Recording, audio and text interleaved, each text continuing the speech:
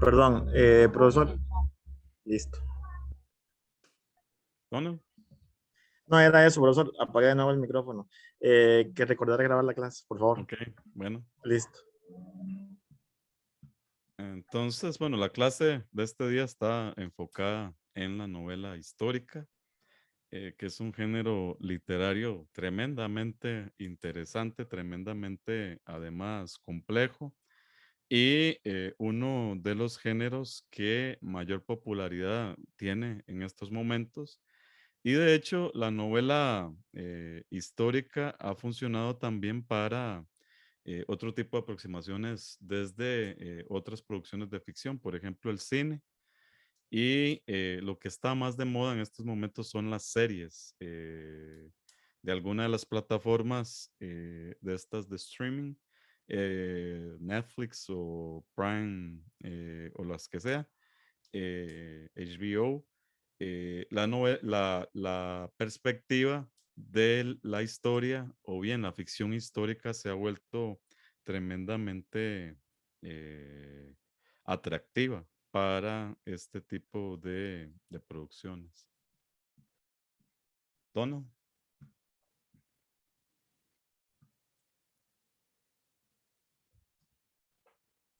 Perdón, había dejado la mano levantada, pero no. Ok. Bueno, Donald me está vacilando igual que Saprissa la liga. Lamentablemente yo soy Manu, entonces no es un chiste que me haga gracia, aunque tenga que hacerlo. Bueno, antecedentes. Exactamente, si recuerdan, por lo menos hasta el siglo XVI, los géneros tenían ciertas particularidades en este orden de la poética y también la forma de construirlos. Y ese tipo de particularidades se transformaron, se cambiaron en la medida en que se cuestionaron varios de los moldes que habían sustentado el tipo de epistemología o construcción del conocimiento y de la razón en Occidente durante la Edad Media principalmente. Y por eso es que durante el Renacimiento, ese periodo europeo, que a veces se ubica entre el siglo XIII, entre el 400, como le dicen, y el siglo XVI. Algunas personas quieren llevarlo más atrás, hasta el siglo XII, y traerlo hasta el siglo XVII, pero lo cierto es que la división más aceptada es esta del 400 o del siglo XIII hasta el siglo XVI.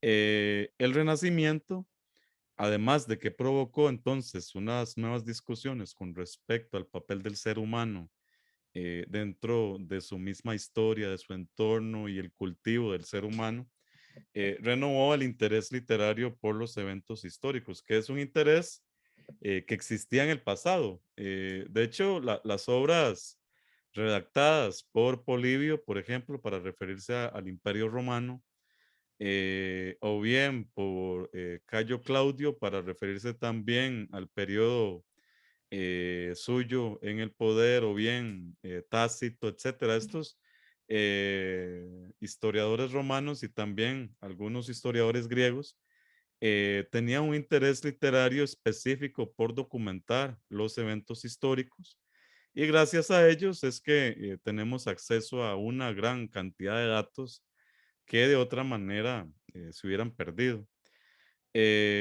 También hay, en cierta medida, un tipo de expresión de los eventos históricos dentro de la forma en que se concebía la historia en obras griegas como la Ilíada, en el sentido en que hay que recordar que la nomenclatura o la forma de entender la naturaleza durante la antigüedad estaba estrechamente vinculada con la idea de la acción de los dioses y las diosas en el ser humano. Y en ese sentido, entonces, la construcción de esta narrativa tenía que ver también con la explicación de lo que los dioses hacían específicamente en un gran héroe que era el que brillaba durante toda la historia, como ocurre en la Odisea. Sin embargo, realmente literatura del tipo que podríamos llamar histórica, ficción histórica, no existía en la antigüedad. A pesar de la división que hace el autor que ustedes leyeron, el húngaro George Lukács, nuevos trabajos pues han señalado que hay antecedentes de esto que llamaríamos historical fiction, ficción histórica o novela histórica. Hay antecedentes de esto, incluso que se pueden arrastrar hasta el siglo XVII. Ahora hay una cierta, un cierto consenso con respecto a cuál es la primera obra que utiliza esta idea de situar históricamente muy bien construido el paisaje histórico, no es que se lo inventan, y hay desarrollar una ficción dentro de ese paisaje histórico. Y hay un cierto consenso en que esta autora francesa, Marie Madeleine de Lafayette, esta novela que escribió en 1678, La Panzas de Clevé, esta novela es la primera novela que, por un lado, la autora tuvo que hacer investigación histórica para poderla construir. Y por otro lado, ya en ella se advierten las principales características que luego Lukács asoció a las obras de Sir Walter Scott del siglo XIX. Usualmente, por ejemplo, la novela histórica, tal y como la conocemos, la moderna, es un tipo de aproximación psicológica a los personajes. Esto interesa mucho en el sentido de que en la novela histórica, en vista de que hay que aproximarse tanto a la posibilidad de la veracidad a pesar de la ficción, la posibilidad de la veracidad del texto, entonces hay que tratar de inspeccionar a los actores de ese texto. Hay que tratar de construirlos seriamente pensando en el contexto en los cuales vivieron. Entonces, incluso van a encontrar después que hay una relación fuerte entonces entre novela psicológica y esto de la novela histórica o la ficción histórica. Suena más bonito el término en inglés porque realmente el género como tal no se reduce solamente a una novela. El género es abierto eh, en prosa o bien en cuento. También encontramos este tipo de acercamiento. Bueno, esta novela, decíamos, de Lafayette, está ambientada un siglo antes de que ella la escribiera en Francia, en un periodo bastante significativo de la historia francesa.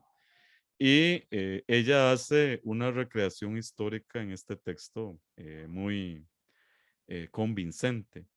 Eh, una diferencia que tiene con respecto a la novela histórica, por ejemplo, que luego va a desarrollar Scott, es esto de que los caracteres que ella construye son todos históricos, son todos reales, caracteres que existieron, excepto la protagonista, que en gran medida es ella misma, traspasada a ese momento histórico, eh, con el cuidado, entonces, nuevamente de la reconstrucción histórica. Esa novela, si la quieren buscar, la pueden encontrar en Internet Archive. Allí se puede bajar la primera edición y leerla, o bien ha sido traducida a los diferentes idiomas occidentales. Eh, luego de eso, Rumini nos pregunta algo. Gracias, profe. ¿Verdad que en una novela histórica no todos los personajes tienen que ser como en este caso reales? ¿Puede uno meter más ficticios? Sí, exacto. Sí. Sí, Ah, sí, ok. porque como vamos a ver estos antecedentes, están anticipando lo que va a ser la novela histórica del 19. Ah, Pero ok. como vamos a ver también, esa novela histórica se transforma en el siglo XX. La parte que ustedes leyeron de Lukács está muy, como vieron, dedicada a Walter Scott y al siglo XIX. Pero después de Lukács, eso Lukács, ese texto, se supone que lo escribió en húngaro en la década del 30. Se publicó en inglés por primera vez en 1950 y en español también hacia el 51-52 y en francés. Eh, entonces, Lukács no vio el tipo de, entre comillas, evolución, que no es una evolución, de este tipo de género, especialmente como ocurrió en América Latina, como lo vamos a ver, y las transformaciones que produjo América Latina de este tipo de género. El género que tenemos hoy de novela histórica, como vamos a ver, no es exactamente ese. Otro antecedente que usualmente los estudiosos de la novela histórica rescatan es el Quijote, los dos tomos, en la medida en que el Quijote en primera instancia hay una conciencia histórica del personaje. El personaje de Cervantes es un personaje que está chocho, se se le patina el coco porque entra en una especie de asincronía con su tiempo.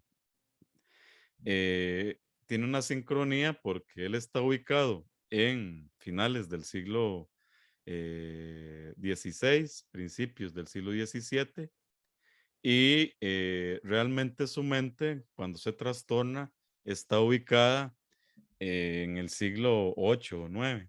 Está discurriendo sobre el género de literatura, si recuerdan El Quijote, de esas grandes epopeyas vinculadas con los cruzados o bien vinculadas con grandes héroes, a veces ficticios, de la novela de caballería o los romances de caballería, como se les llama.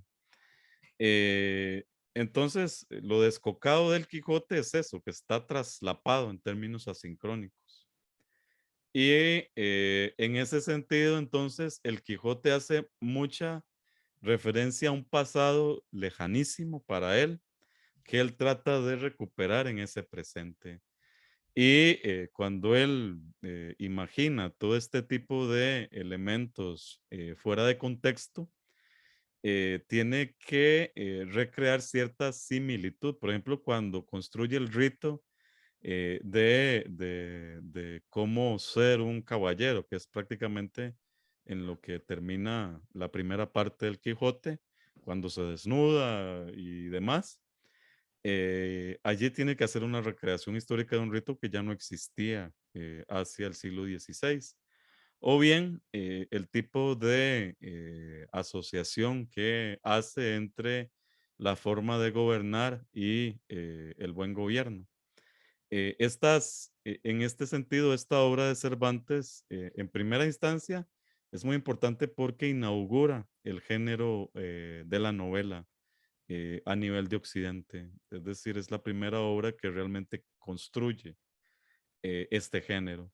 Segundo, de lo que nos interesa es por esas referencias al pasado que el personaje de Cervantes trata de actualizar para su presente, de forma que se crean tensiones entre el personaje, entre el Quijote y la gente que está a su alrededor, porque todo el mundo dice, este tipo está loco porque está hablando de cosas que no existen, pero es interesante porque son cosas excluyendo ciertos elementos ya completamente legendarios que sí existieron.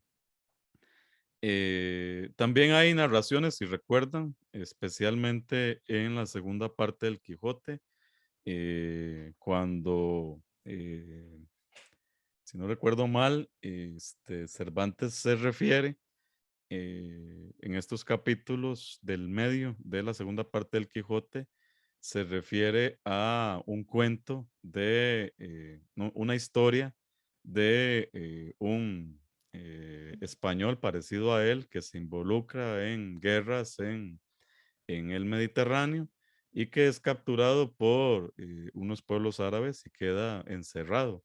Allí Cervantes está contando su historia personal y en ese sentido él hace una reconstrucción histórica de lo que le ocurrió a él mismo, aunque refiera a un personaje diferente. Y bueno, como decíamos hace un rato, entonces en este texto, en el Quijote, hay ya una producción clara del género novelesco. Y en este sentido, entonces también se le puede ver como un antecedente de la novela histórica. Eso también se ha rescatado en el caso de Shakespeare, especialmente por sus dramas históricos, como Hamlet, por ejemplo. O bien, también en alguna medida, Romeo y Julieta, en él también hay una reconstrucción de Shakespeare sobre los reinos medievales de Europa del Norte. Aunque estamos hablando de un género diferente, estamos hablando de poesía y dramaturgia. Ahora, como género, lo que andamos buscando realmente, además de estos antecedentes, hay otro vínculo muy interesante que ocurre antes de que se consolide el género de la novela histórica. Y ocurre en el siglo XVIII y está conectado con la aparición de la novela gótica. Eh, Esto que también se ha vuelto muy popular en la época contemporánea y que fue popularísima en la Europa de la segunda mitad del siglo XVIII, popularísima. Esto era como, qué sé yo, La Casa de Papel o esas series que ahora cautivan a los jovencillos. Era algo así, la novela gótica. Y en la novela gótica hay aspiración a la reconstrucción del pasado, porque, como sabemos, la novela gótica se ubica, especialmente la de este periodo, se ubica toda en la Edad Media europea. Y no solo es que se ubica en esa Edad Media, sino que hay una reconstrucción de esos espacios. El problema aquí, y que no cabe entonces del todo como género de novela histórica, es que el escritor de novela gótica o la escritora no tiene esta necesidad profunda de descubrir el pasado, entre comillas, como fue, porque más bien le interesa estudiar el pasado para utilizarlo, no de forma rigurosa, sino de forma que permita enriquecer la narración, especialmente lo que más le interesa, que es el terror y el misterio. Reconstruir ese espacio del terror y el misterio involucra entonces para estos autores tratar de explorar históricamente ese pasado. Eh, bueno, esta novela que también pueden encontrar en la internet, eh, The Castle of Otranto, de este inglés, es la que inicia el género de novela gótica o romance gótico. Y en él ya hay entonces estas aproximaciones que hemos señalado. Hasta el día de hoy este género, aunque se ha mezclado con la ciencia ficción, sigue entonces teniendo este tipo de características. Y es muy popular, especialmente entre adolescentes. Se puso de moda a finales del siglo pasado, siglo XX, y ha seguido teniendo moda hasta hoy. Incluso algunas de las novelas de fantasía que incorporan la ficción gótica se han vuelto muy populares entre adolescentes. Ahora, si tomamos en cuenta entonces estos antecedentes, pero además, incluso si ustedes me dicen no sea tan eurocentrista, en otros espacios seguramente también hubo producción de novela de aproximación histórica y yo les voy a decir que tienen toda la razón. en China. El libro ese, Los Tres Reinos, que es un libro que aparece en el siglo XV. Los Tres Reinos es una novela histórica que se refiere a el origen eh, del reino chino, como se le conocía ya en esa época, el siglo XVI, y que incluso se ha llevado a la cinematografía. Esa novela hace una reconstrucción histórica muy bien hecha. Es cierto que a veces muestra cierta anticipación de la fantasía o bien de personajes legendarios, pero en sí esta novela de los Tres Reinos hace una aproximación seria a la reconstrucción del pasado. Y seguramente, aunque yo no conozca, en la India debe haber unas producciones parecidas. En América Latina, lo que más se me parece a esto de la ficción histórica son las cartas de los conquistadores de América Latina, las cartas de Hernán Cortés, por ejemplo, y lo que la discusión histórica que despiertan esas cartas en Europa, pero también las respuestas que se dan a esas cartas por parte de otros conquistadores, compañeros de Hernán Cortés, que le dicen a este maje, quién sabe qué fumó, porque ahora él aparece como el grandioso héroe de ese periodo, y ese maje es un jetón, porque él casi no hizo nada de lo que dice que hizo. Entonces se reclaman también como parte de esa historia, o bien la contestación que hacen algunos escritores indígenas ya en el siglo XVI mismo, escritores que aprendieron el español por efecto de la acción de los jesuitas y de los franciscanos, y que escribieron reacciones a la conquista de México de Cortés.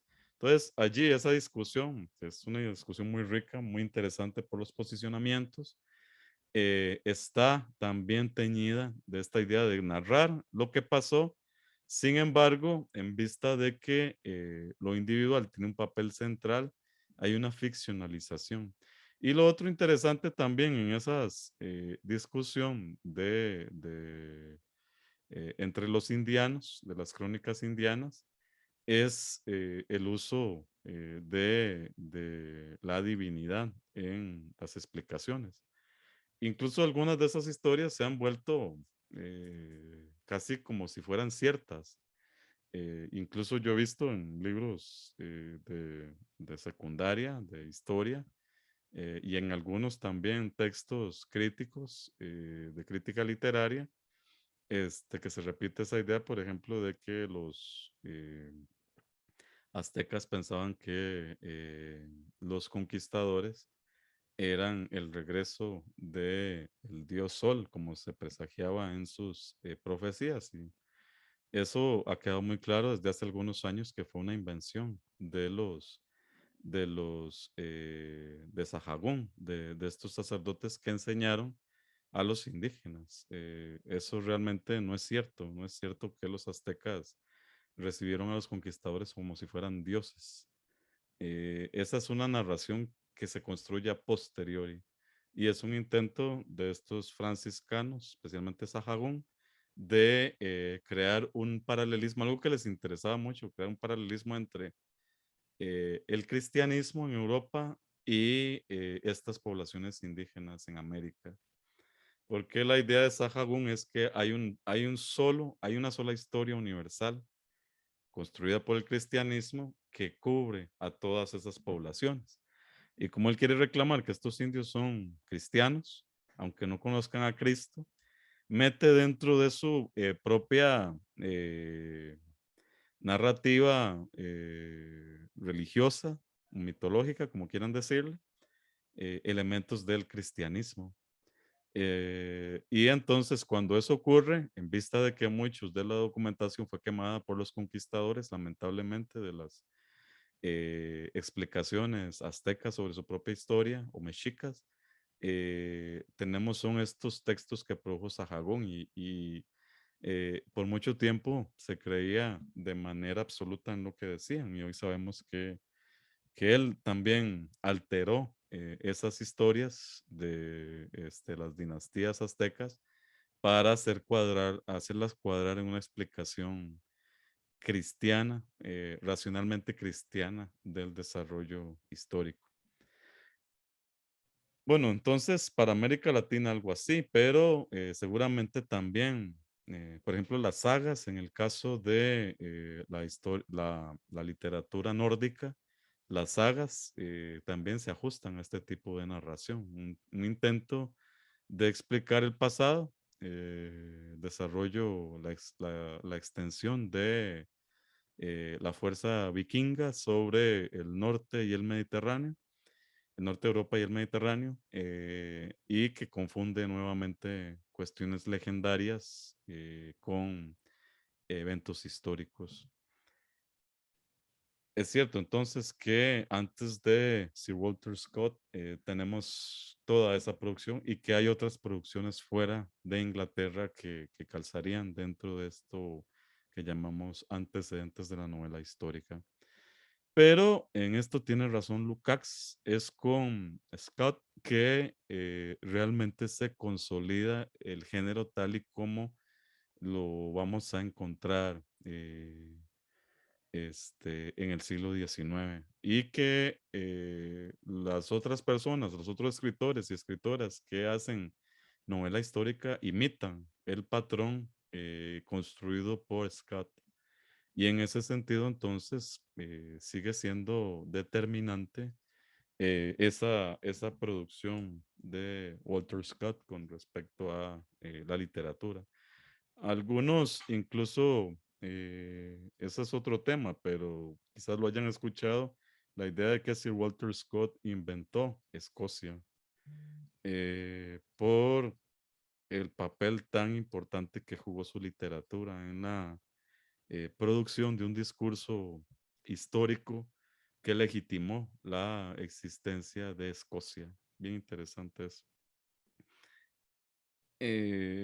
Ya para inicios del siglo XIX, pero especialmente con las dos obras fundacionales de Scott, Waverley y especialmente Ivanhoe, que ahorita lo vamos a citar, es que la novela histórica se construyó como género.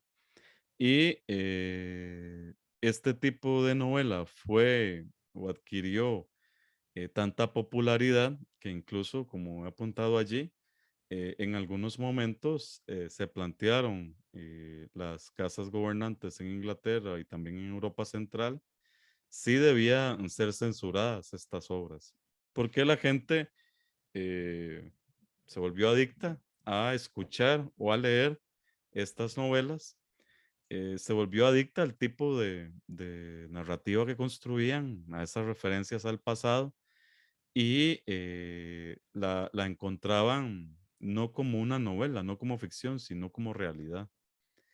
Y algunos entonces de las clases gobernantes temían que se reprodujeran patrones expresados en esas novelas que pudieran alterar la idiosincrasia o la forma en que estas personas se desenvolvían. Como aquí tengo expertas y expertos en literatura inglesa, no sé si alguna o alguno quiere referirse a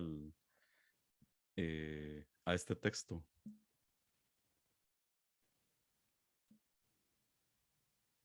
No sean tímidas o tímidos.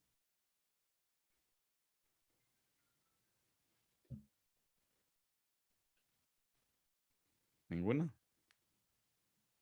Bueno, es un clásico, entonces es la primera narración que se interesa por construir una interpretación, en este caso específico de un evento, y que para hacerlo Walter Scott tuvo que hacer mucha investigación histórica.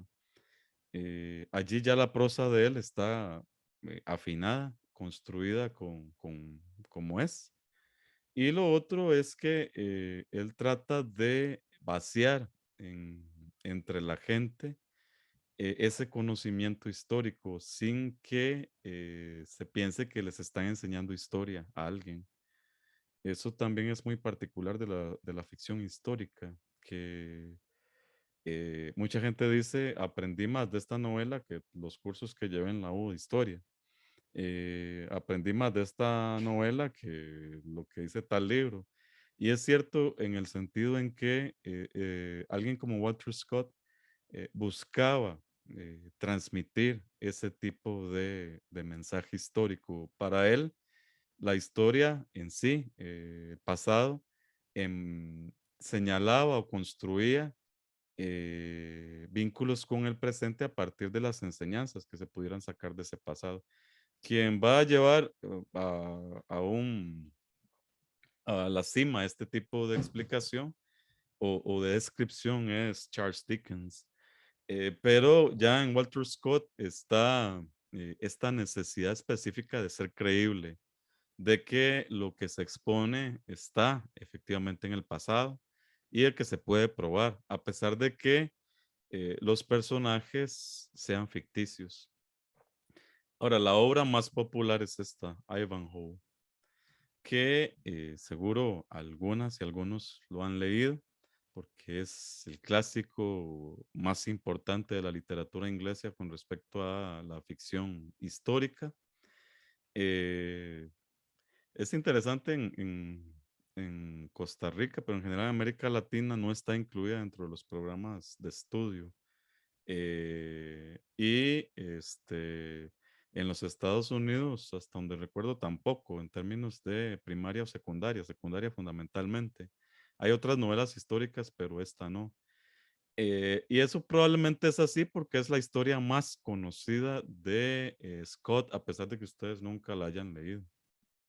Es la que más se ha cinematografiado o está contada en cuento, estilo cuento, o la van a encontrar en series para niños.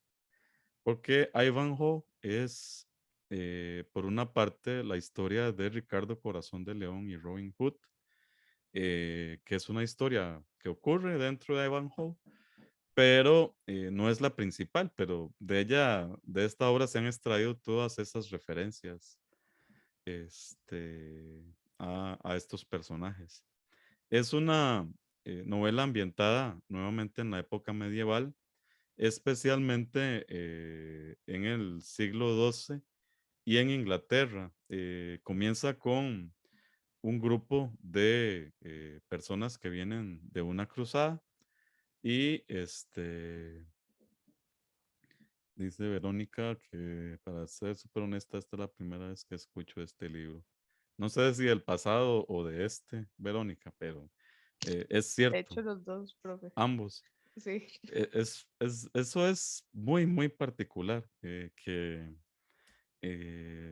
se ignore tanto esta producción de Walter Scott, a pesar de que es un gigante de la literatura inglesa. Y lo que decía, eso probablemente tiene que ver con la popularización de sus historias. Cuando se popularizan, a veces les quita la gracia de buscarlas como texto literario. Entonces decía que esta obra está ambientada en el siglo XII, empieza con un grupo de eh, cruzados, gente que había participado en la última cruzada llamada por el Papa Urbano II, que había ido a Tierra Santa, había luchado contra los musulmanes y volvía a Europa.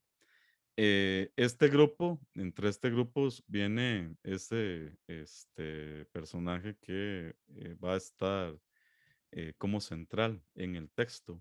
Y lo otro que es interesante es que desde que el texto empieza, hay una discusión con respecto a esta división entre sajones y normandos en la isla británica.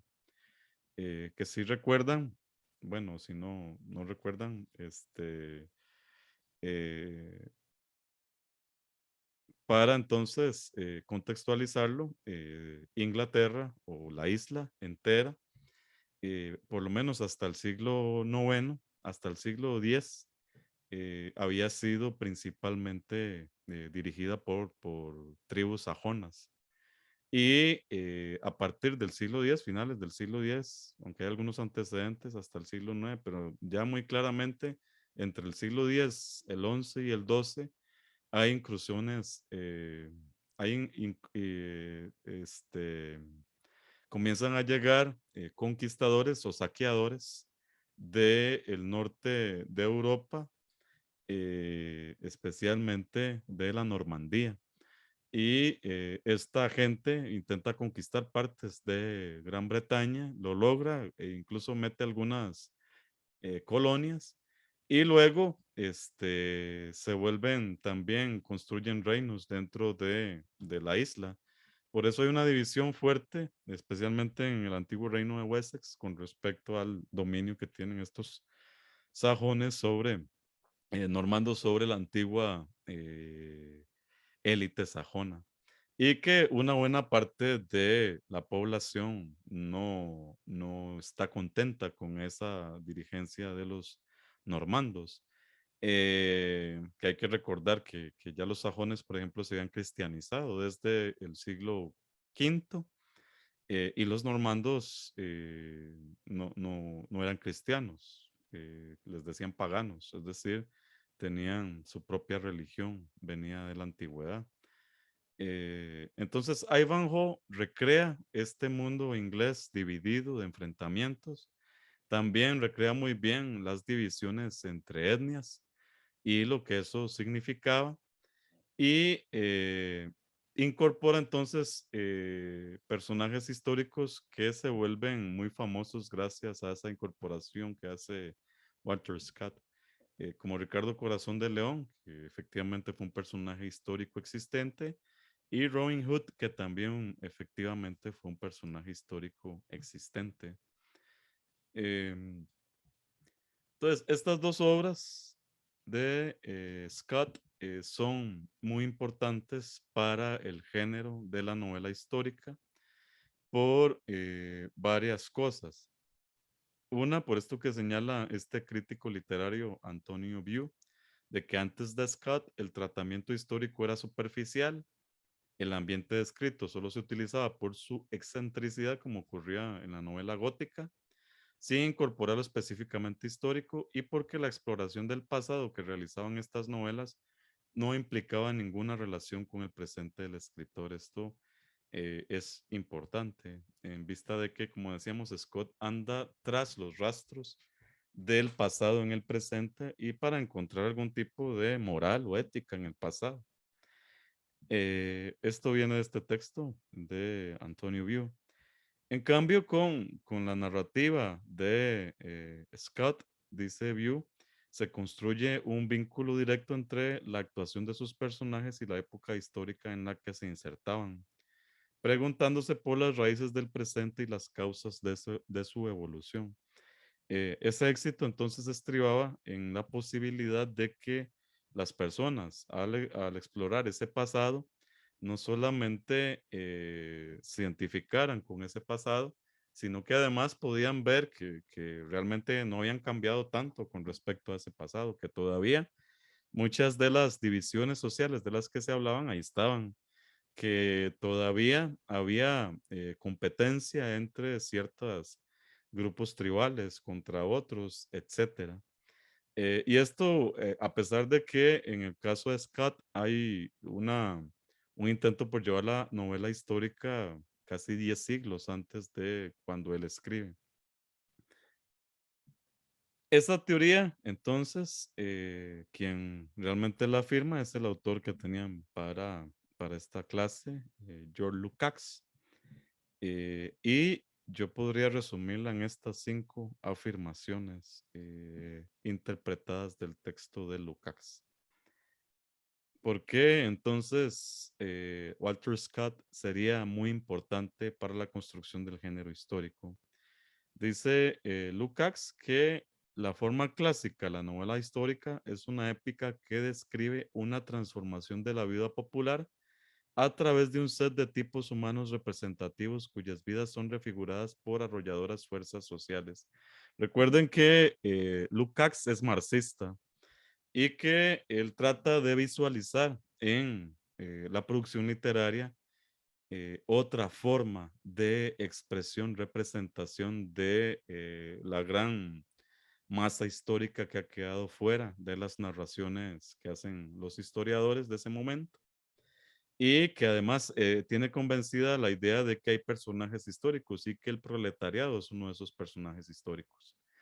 Entonces, un primer elemento de Lukács para que sea novela histórica, él dice, tenemos gente común y silvestre como ustedes o como yo, que de repente se ve metida en una vorágine histórica que ellos no produjeron, pero de los que sí son personajes. Esto es muy importante porque para Lukács la novela histórica construye da una idea específica de que la gente común y corriente por fin, a partir del siglo XVIII, se percató de que estaban metidas en un tipo de narrativa histórica. Es decir, que todos y todas, no solo los reyes y los príncipes, atravesábamos por momentos históricos específicos y que la posibilidad que abrió el Renacimiento, pero especialmente la Ilustración, fue dejarle claro a la gente común y silvestre que ellos también eran actores históricos. En ese sentido, entonces, los personajes de Scott, a pesar de que sean personajes disminuidos en términos de la exposición histórica, que no sean los grandes reyes, vean que no es Ricardo Corazón de León el principal personaje de Ivanhoe, sino un tipo menor, que a través de estas figuras menores se visualiza esta idea de que hay una conciencia histórica del cambio. Segundo elemento, famosas figuras históricas participarán entre los personajes del drama, pero su papel en la trama será oblicuo o marginal. Por lo que decíamos hace un rato de que la novela histórica se concentra en personajes ignorados por la historia positivista y personajes menores. Segundo, tercero, las narrativas se centrarán al contrario en personajes mediocres, de no gran distinción, a veces hasta detestables, cuya función es ofrecer un foco individual para la dramática colisión de extremos opuestos entre aquellos que se destacan o más a menudo los que vacilan. Aquí ya también incluso la imagen del antihéroe se vuelve constante en la novela histórica. Sí, se va a contar la historia, se puede contar la historia de un personaje que el público puede amar, pero también que puede odiar, porque es muy complejo, en vista de que en ese personaje también se transfiguran las problemáticas, heterogeneidades, pluralidades y contradicciones de las épocas. Entonces, pues pueden tener una novela histórica en la que aparece Danton, este personaje de la Revolución Francesa, y Danton será complejo, problemático, en la medida en que Danton a veces se da a querer y a veces se da a odiar. No es un personaje que simplemente uno catalogue como bueno o como malo. Y lo interesante entonces es esto, que al enfocarse en estas pequeñas vidas, el autor de esa novela nos está exponiendo lo complejo de todo el contexto que se está viviendo. De esa forma, lo que las novelas de Scott escenifican es una lucha trágica entre formas decadentes y ascendentes de vida social, en una visión del pasado que honra a los perdedores, pero sostiene la necesidad histórica de los vencedores. Aquí es donde Lukács, en su análisis de la novela histórica, incluye su aproximación marxista. Es una visión, primero, progresiva de la literatura, y por otro lado, en ella se pueden encontrar evidencias del papel histórico de las masas populares. La novela histórica clásica, en este caso inaugurada por la que ya citamos, Waverley, es una afirmación del progreso humano en y a través de los conflictos que dividen las sociedades y los individuos dentro de ellas, en vista entonces de que las pasiones no están solo expresadas a nivel individual, sino que hay un conjunto hay un contexto histórico que motivan que ocurran. No sé si han leído El Conde de Montecristo, que es otra novela histórica del siglo XIX, y en la que se expresa muy bien estas contradicciones, los sujetos históricos que se están moviendo y cómo eso afecta la vida de un fulano allí, que iba a ser capitán de un barco y por los problemas que quienes lo han leído conocen, no fue ni capitán ni se casó y fue encerrado durante 15 años en una prisión. Esa novela expone muy bien entonces esa visión de personaje mínimo que experimenta en él todo ese huracán de transformaciones históricas. Jorman dice que es muy buena y también María Guadalupe. Entonces, estos 5 puntos, desde mi perspectiva, son los 5 puntos centrales de Lukács con respecto al género de la novela histórica. Y subrayar que él para construirlos se basa en Walter Scott. Para él, Scott es quien tenía clarísimo esta nueva conciencia histórica que despertó el Renacimiento y la Ilustración. Y por eso, además, Lukács encuentra en la novela histórica, que antes había sido despreciada como un género menor, porque el género mayor era la poesía, encuentra en la novela histórica un género digno del análisis de la crítica literaria. Guadalupe. Profe, entonces, por ejemplo, estos libros de Dumas que en general tienen como ese medio, ¿verdad? De un ambiente histórico porque le encanta usar fechas y todo esto, pero al mismo tiempo incluye como personajes ficticios, entonces entran dentro de una novela histórica, aunque propiamente no narren exactamente un evento, sino como un ambiente general donde se desarrolla, bueno, pues esta historia ya ficcional, ¿verdad? No sé, El hombre de la máscara de hierro, eh, Los tres mosqueteros, Dama de las camelias, etcétera. Tantos libros que tienen pues toda la ambientación y hasta las fechas, ¿verdad? Y uno dice, mira qué vacilón. Tiene un sentido, pero al mismo tiempo no es lo esencial, pero sí le da todo el marco. Sí, lo explicaste mejor que yo, Guadalupe. Eso es, exactamente. Eso es, Sí, gracias. exactamente. De hecho, el lector no se percata de que está aprendiendo historia mientras lee sus textos, pero la historia es el marco, no está allí nada más para hacer bulto, es el marco que le da sentido a lo que está pasando. Sin eso, probablemente se podría contar la historia, pero no de la misma manera. Precisa entonces de ese marco histórico, precisa de las adversidades que ese marco histórico provoca. Claro, si uno cuenta la Revolución Francesa, en términos históricos nada más, pues se encuentra allí esos personajes históricos y la sucesión de ellos en los espacios de poder, sus conflictos, sus enfrentamientos, y no decir nada con respecto a la gente común y silvestre. La novela histórica toma el camino al revés. Le interesa a la gente normal, que no está en ese escenario primero, pero que sí lo sufre. Y sí, para poderla construir hace falta sensibilidad histórica y estudiar el pasado. Entonces, por eso, justo que decía Guadalupe, es que Lukács entiende a la novela histórica como una aproximación al conocimiento.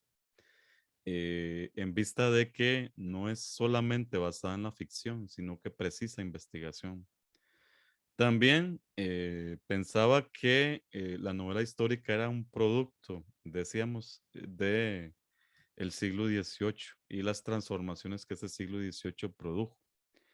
De acuerdo con Lukács, la Revolución Francesa y lo que desencadenó habrían convertido la historia en una experiencia de masas. Una experiencia de masas construyendo con claridad una conciencia histórica entre la población.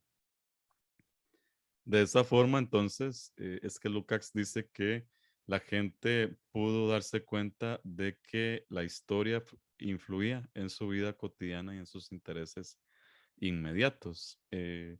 Y bueno, eso ha sido también discutido, construido por otros autores ya más teóricos y no en ciencia ficción, sino por ejemplo Koselleck, uno que ustedes ya conocen de clases pasadas.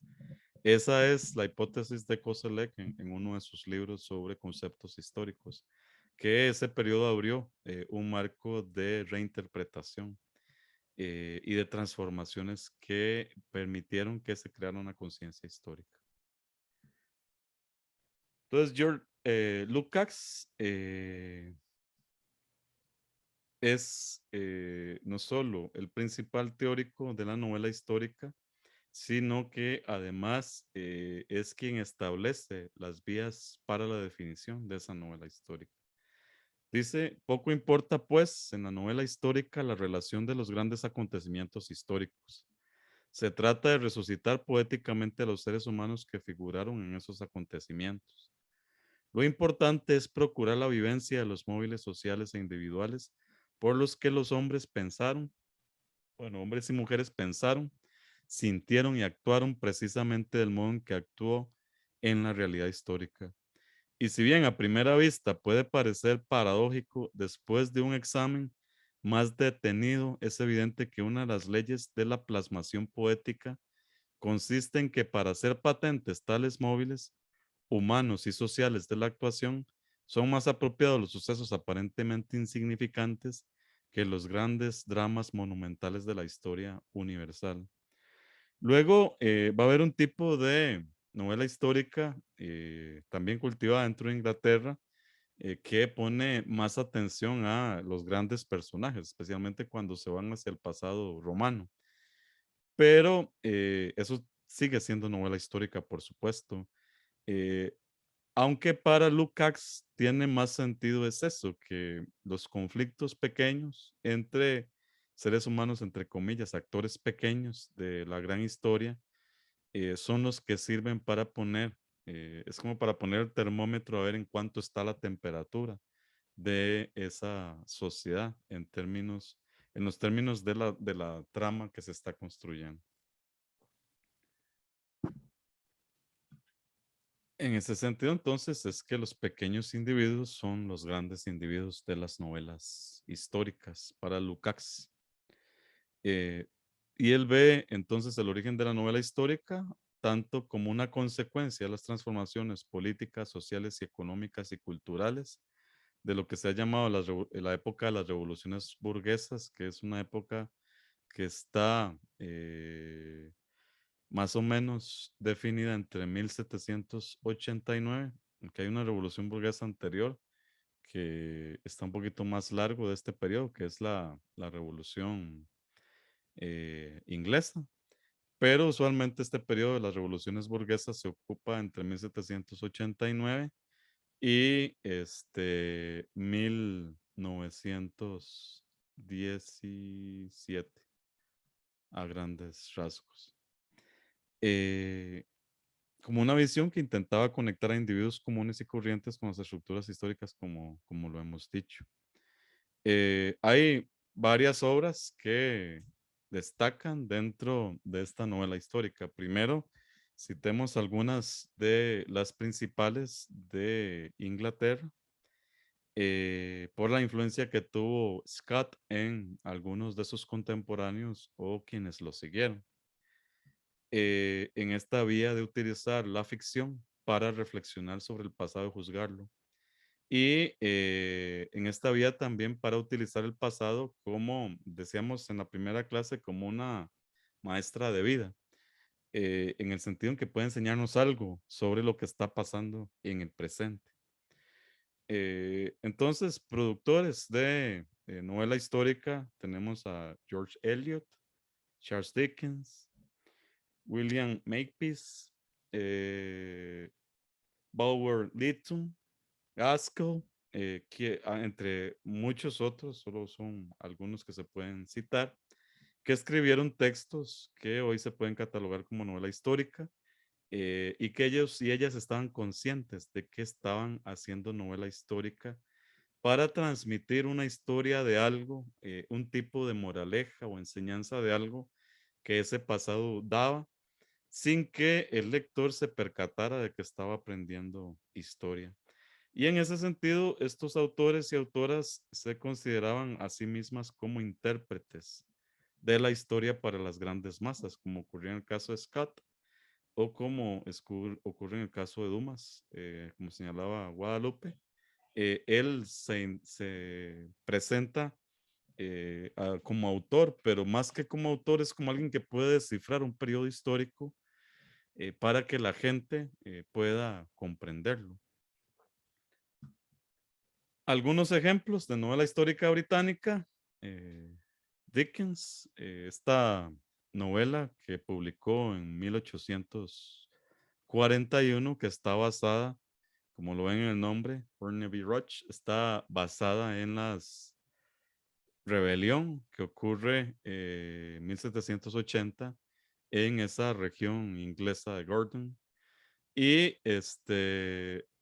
el personaje principal de esta novela de Dickens es la masa que protesta. De hecho, los personajes que aparecen en esta novela son todos personajes que salen de ese tipo de masa que protesta y que quiere echar abajo una visión específica que se tiene con respecto a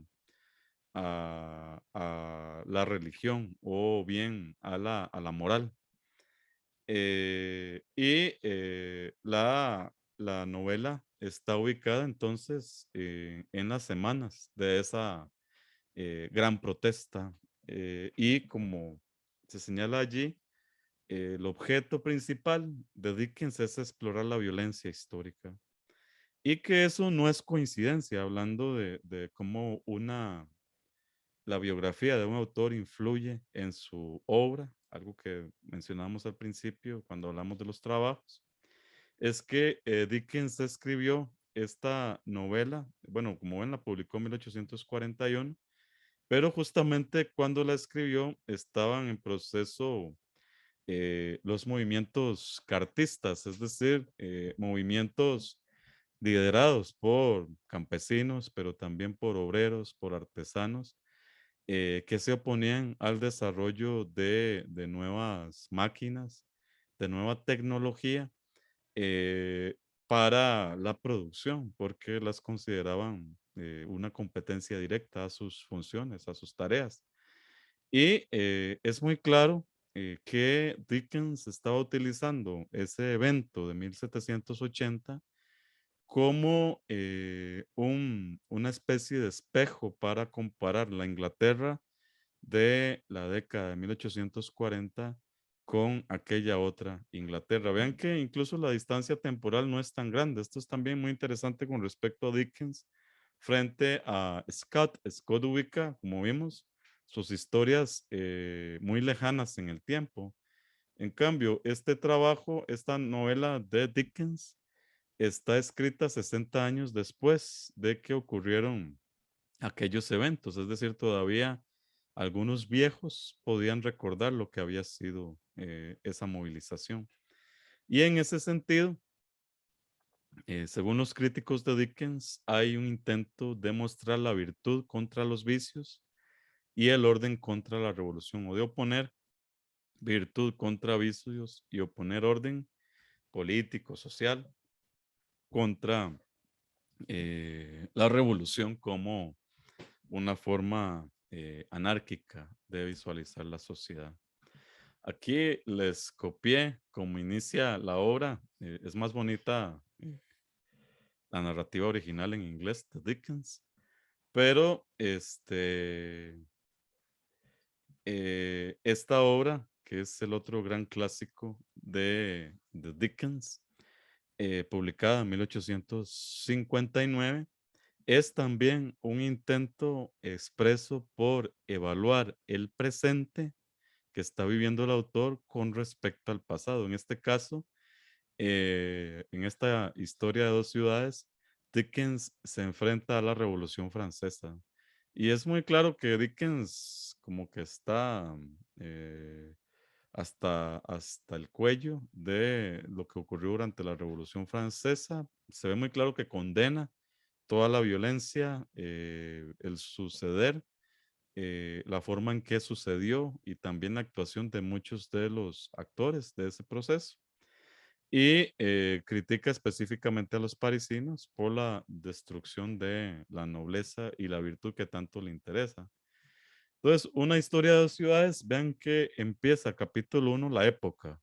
Ya desde que se empieza la novela, el autor está interesado por decirle al lector que el momento histórico es determinante para lo que viene.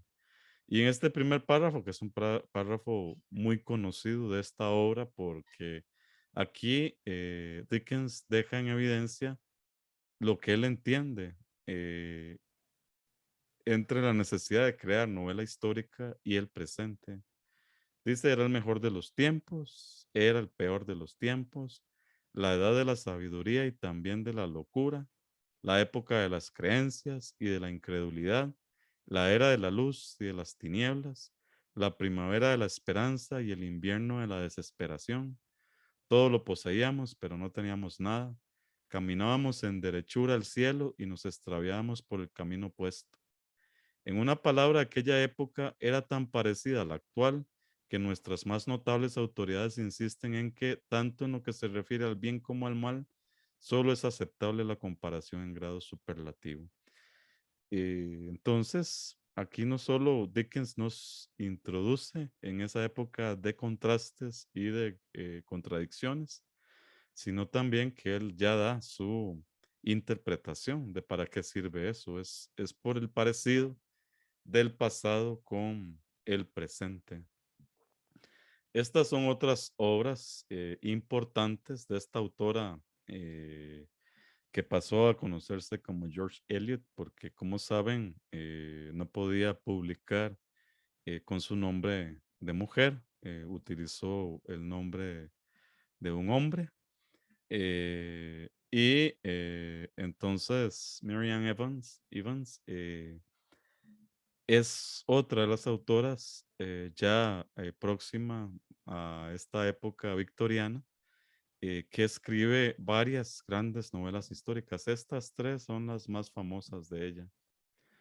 Y en las 3 es el mismo sentido de explicar la época, situar los personajes en esa época y desarrollar nociones de análisis que permitan que la gente que la lea a ella no solo entienda que está leyéndola a ella en el pasado, sino que hay vínculos con el presente. Luego de los ingleses, este tipo de novela se popularizó en el centro de Europa y pues se pueden encontrar muchos autores y autoras que entran dentro de esta generación de escritores y escritoras de novela histórica.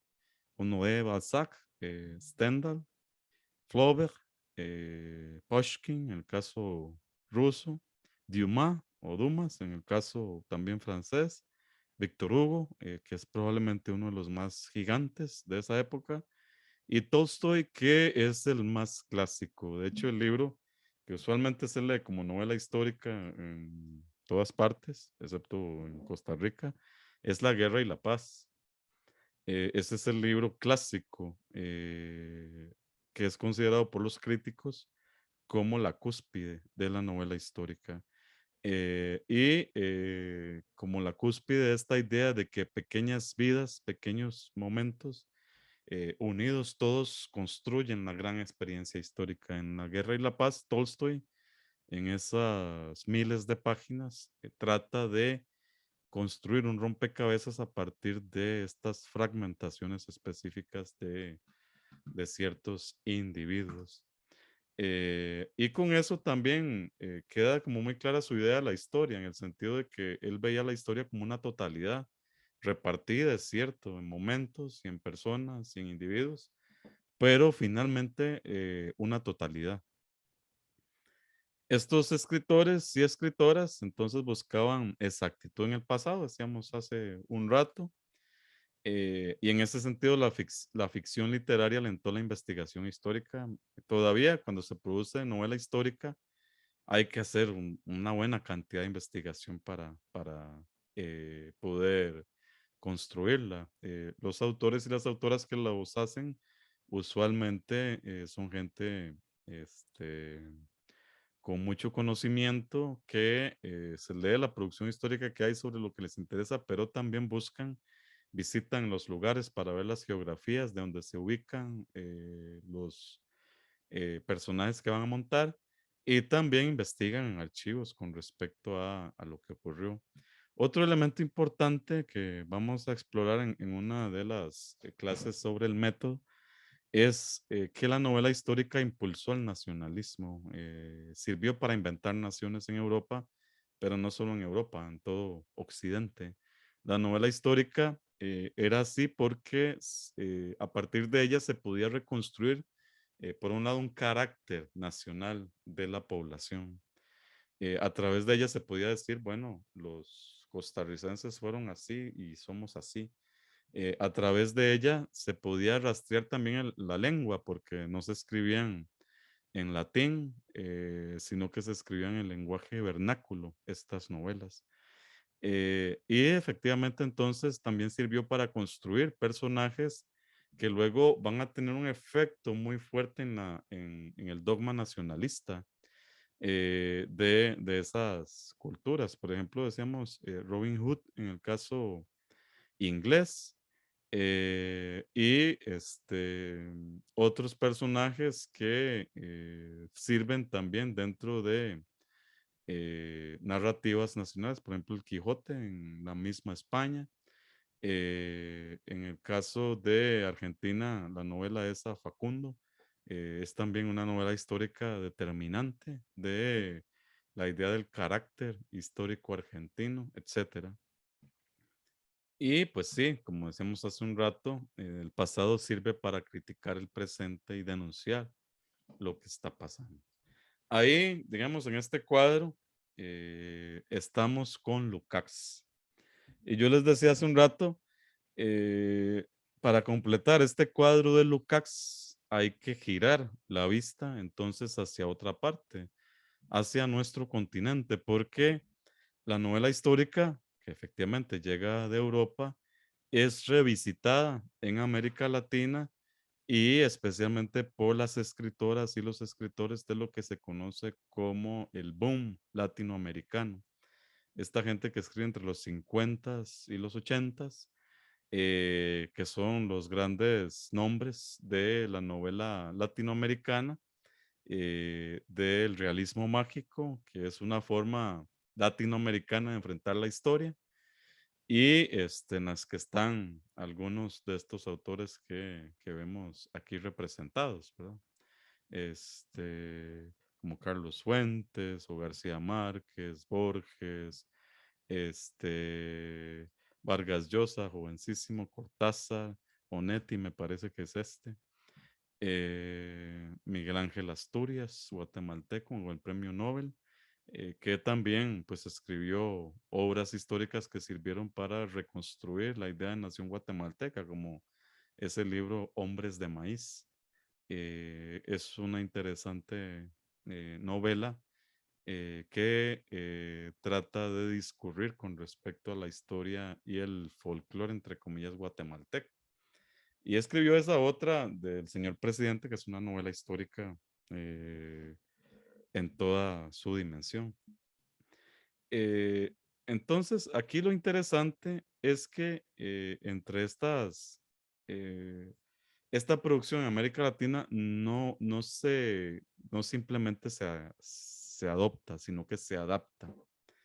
Y estos escritores, ya cuando hablamos de realismo mágico, y el intento que ellos hacen de explicar el realismo mágico, es esta idea de que en América Latina pasan cosas históricas que no se pueden explicar históricamente o de forma racional, que hay una especie de magia o algo que altera la historia y que es lo que les interesa a ellos desarrollar. Desde novelas históricas tan importantes como esta novela el siglo de las luces, que no sé si la han leído, que es también pues otro clásico de Alejo Carpentier. El siglo de las luces es una novela que reconstruye muy bien el Caribe en el siglo XVIII, especialmente durante el momento de la Revolución Francesa, y que está ambientada entre las islas Martinica y parte Haití también, y parte Cuba, durante este momento de ebullición de la Revolución Francesa, y explora la vida de un gobernador francés en este contexto, en que los negros haitianos se han rebelado, han matado a sus amos, entre comillas, y han declarado una república gobernada por ex esclavos. Esta novela es una de las novelas brillantes del realismo mágico latinoamericano en términos de novela histórica, pero también Cien años de soledad es otra novela de este tipo, La guerra del fin del mundo. Mario Vargas Llosa, de hecho, es el que más ha publicado de estos autores, el que más ha explotado la novela histórica. De hecho, se podría dar un curso entero solo basado en las novelas históricas de Mario Vargas Llosa. Eh, en ese sentido, entonces, este autor es un crítico literario estadounidense que escribió este texto que en su momento fue un texto muy solito, que trataba de interpretar la nueva, como le llama él, nueva novela histórica en América Latina, y que ahora se le han unido muchos más textos, especialmente en los últimos 20 años, que ya exploran este asunto de la novela histórica, pero por países específicamente. Para Menton, esta nueva novela histórica padece con un trabajo de Alejo Carpentier, que es novela El arpa y la sombra. O él dice, también se podría datar con El mar de las lentejas de Antonio Benítez.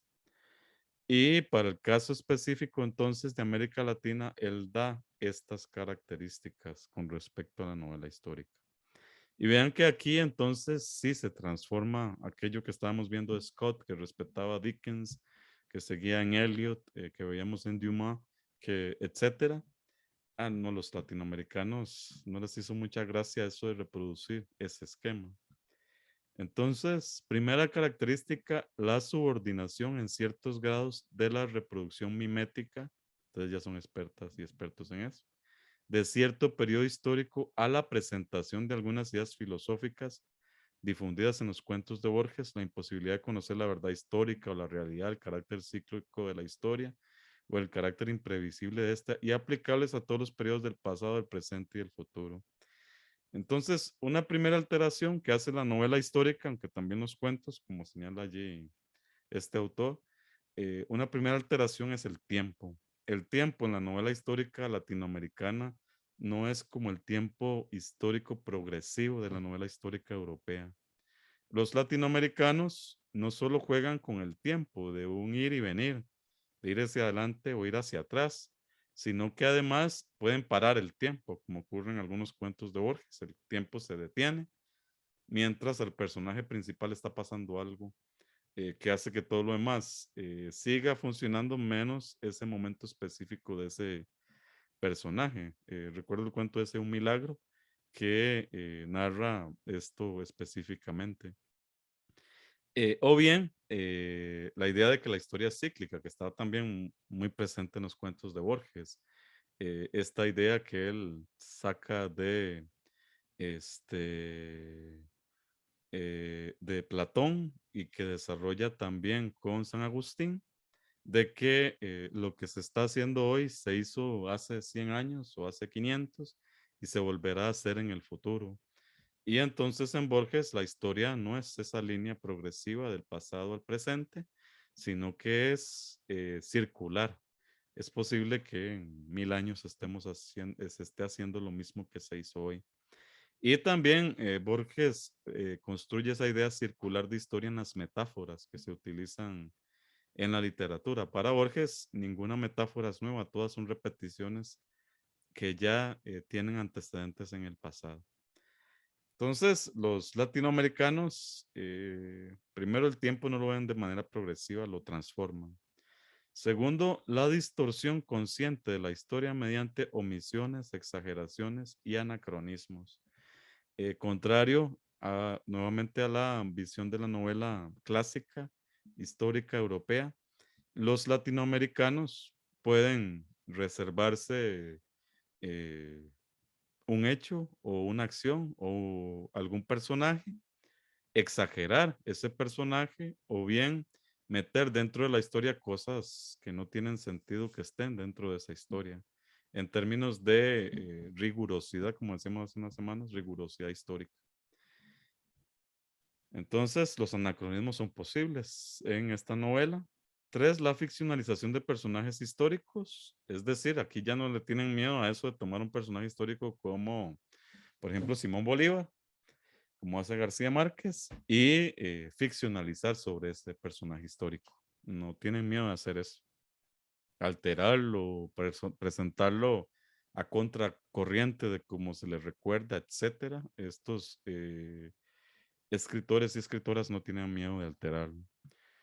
4, la metaficción o los comentarios del narrador sobre el proceso de creación. Dentro de el texto es posible que la voz del autor nos esté hablando. Eso pasa, por ejemplo, en Roberto Bolaño. Pasa mucho en Roberto Bolaño. Que él se mete él dentro de la narrativa y te explica algo, te dice algo directamente el autor, cosa que pues obviamente no pasaba en la novela histórica clásica. 5, la intertextualidad, es decir, bueno, todo texto tiene un intertexto, independientemente de quién sea, pero estos autores adrede construyen la intertextualidad sobre otros textos. Por ejemplo, pueden tomar un texto histórico real y alterar ese texto histórico, meterlo allí e irlo alterando. Por ejemplo, qué sé yo, el discurso de Simón Bolívar, el discurso de despedida de Simón Bolívar, lo toman y lo van alterando. La gente que conoce la historia de Simón Bolívar recuerda ese discurso porque es un discurso determinante y se da cuenta rápido de que está alterado el discurso y que va agarrando hacia otras partes. Esto también lo hacen a propósito, es decir, entonces alteran textos que podríamos llamar dogmáticos de un país para jugar con ellos en términos narrativos y de ficción. Y 6, los conceptos baktianos que vamos a discutir en un par de semanas, de lo dialógico, lo carnavalesco, la parodia y la heteroglosia, la multiplicidad de los discursos, aparecen constantemente en estas novelas históricas latinoamericanas. Entonces, como pueden suponer, la novela histórica latinoamericana le da un golpe fuerte a esta noción de la novela histórica clásica europea, algo que ya este escritor Ángel Rama había señalado cuando indicó que el reingreso de la historia en la producción de los novísimos escritores latinoamericanos a mediados de los 80 tenía este tipo de características, las características particulares del uso de los tiempos que se emprendieron a partir de la década de 1970. De forma que la tradición de novela histórica latinoamericana transforma el género y, como dirían algunos críticos, lo posmodernizó en el sentido, bueno, también vamos a estudiar la posmodernidad en unas semanas, pero aquí lo que interesa es en este sentido de que puede inscribirse el autor dentro de su mismo texto, puede haber anacronismos o puede cambiarse el tipo de historicidad que se tiene.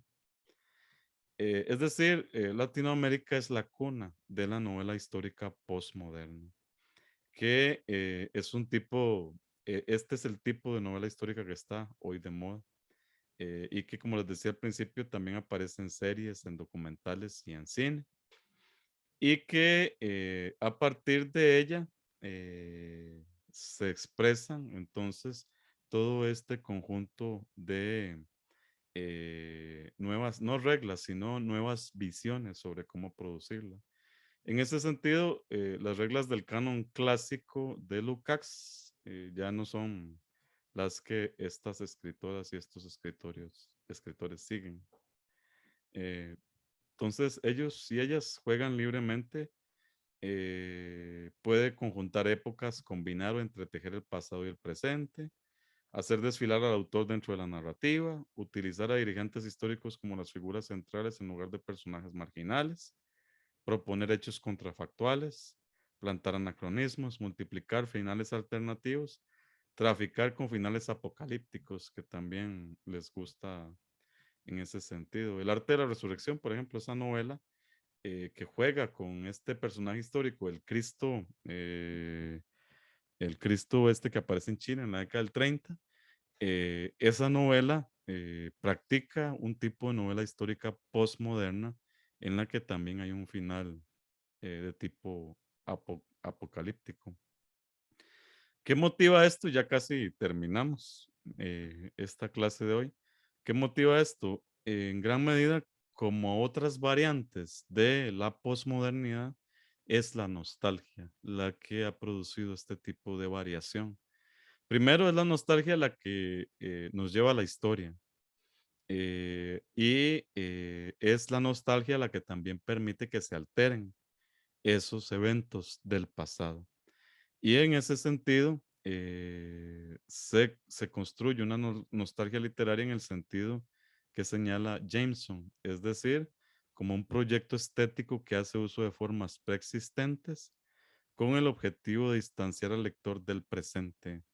Ya no el intento es vincularlo, sino pensar que algo se fue, que se desapareció un mundo, como cuando ustedes ven fotos de cuando estaban en el colegio, en el kinder, o cuando escuchan alguna canción de aquella época, o cuando ven un video incluso de momentos históricos que ustedes no vivieron, qué sé yo, como ese video de Costa Rica en 1948 y se siente nostalgia por un mundo que no conocieron. Eso es parte de este movimiento de la nostalgia de la posmodernidad. Como lo señala esta autora, a través de la invocación de la historicidad, el presente toma el aura del pasado y la operación del discurso histórico distancia a los lectores del evento, al mismo tiempo que la operación estética permite a los lectores experimentarlo más inmediatamente. La nostalgia entonces debe ser entendida en una relación dialéctica con la historia. En la medida en que intenta reconstruir el pasado en el momento presente, su manipulación de eventos materiales en objetos estéticos convierte al presente en historia, reedificando de esa forma la separación entre el presente y el pasado. Es el efecto narrativo que podría tener la nostalgia en la producción ficcional. Si se consigue este efecto, muy probablemente estemos frente a un tipo de novela histórica postmoderna. O esta autora, que también es muy recordada por sus trabajos sobre la nostalgia, eh, que dice, la nostalgia creativa revela las fantasías de la época y es en esas fantasías y potencialidades que el futuro se concibe. Uno se pone nostálgico no por el pasado como fue, sino por el pasado que pudo haber sido. Es ese pasado perfecto el que uno se esfuerza por realizar en el futuro. Es interesante, pero la nostalgia,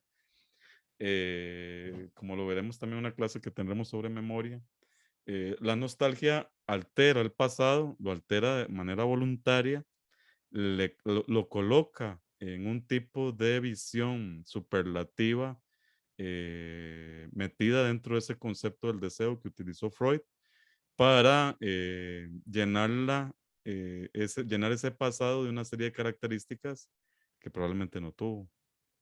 Y al hacer eso, hay una extrañeza con el presente. Y siempre esa idea de que el presente perdió el pasado, pero que podría ser posible que el futuro lo recupere. Ese tipo de relación, ese juego de la memoria, es justamente lo que permite que la nostalgia se exprese como determinante en este juego de discursos que desarrolla la novela histórica postmoderna. En Costa Rica también se ha cultivado la novela histórica. De hecho, hay trabajos muy, muy buenos de novela histórica. Aquí les cito algunos que quienes no tienen para analizar un libro para el último ensayo pueden tomar alguno de estos. Asalto al Paraíso de Tatiana Lobo. El pasado es un extraño país y los días que fueron de Daniel Gallegos. Pagos de Polaco de Jacob Schifter. Dos de las mejores novelas que se han publicado, novela histórica en Costa Rica, Limón Blues y Limón Reggae de Ana Cristina Rossi. Esta novela, que es una novela muy bien construida de Rodolfo Arias Formoso, Te llevaré en mis ojos, referida a la generación de la década del 70. Abancari de Santiago Porras, que es otra novela interesante que refiere a las minas de Avangares y el conflicto étnico que ocurrió allí, que terminó en una masacre a principios del siglo XX, una masacre que es interesante, que casi nadie conoce. Hasta encontrarnos de nuevo de Sergio Muñoz, que es una novela que se ubica en la Costa Rica de la década de 1940.